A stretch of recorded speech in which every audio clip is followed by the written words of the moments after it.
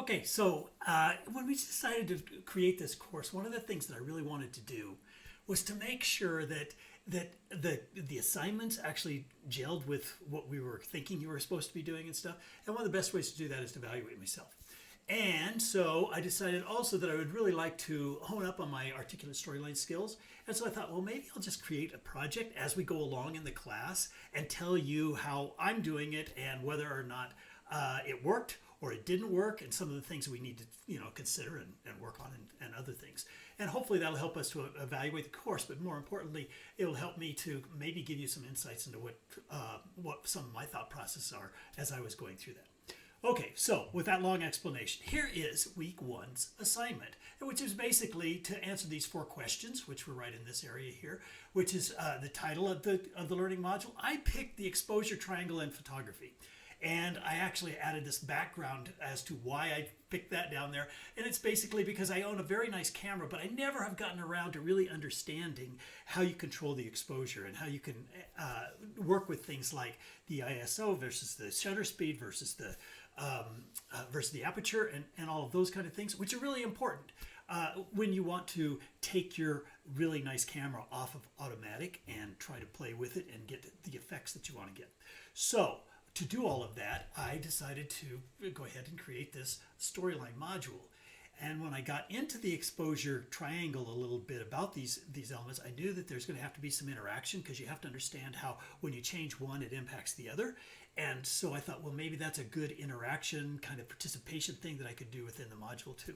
So I kind of thought about that, and that it would be a good use of articulate in certain ways. All right, that said, then I started to answer this. Who do I want? Well, probably high school to adult, although middle schoolers might also have a camera like this that might be relevant for them too. So that kind of thing. Why this topic? I've kind of explained that to you.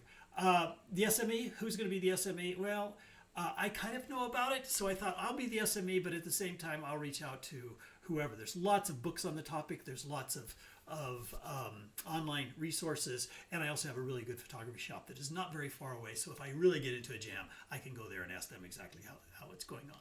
So that's kind of the background of what's there. Not necessarily within your assignment do you have to put the background in there, but it helped to fill it in. You probably can actually expand why this topic and explain that too, but I kind of got through that and then just went on and said, oh well, here's a little bit more. And then finally your reflection, and that's down here at this last part, what worked and what didn't work and that kind of thing. And for this one, the selection of topics, I actually started with like 3 different topics that I could have done, and I started playing with them. Now, a little bit of a hint here. Before I could write this reflection, I actually had to get into picking one of those topics, and I needed to play with it a little bit so I knew what to pick one over the other. And what I did is I did an outline of each of the topics.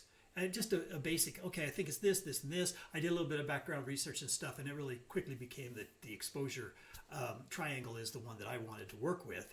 And I could see where the different, in my outline, that I could go in it and get it into the time frame that we wanted and stuff. So that's kind of the way that I did it, but it was with playing with it. Before I could really write this reflection, I needed to get into the topic just a little bit to really see some of those ins and outs. And I started doing that. I had a couple pages of handwritten notes. I could have put those up here.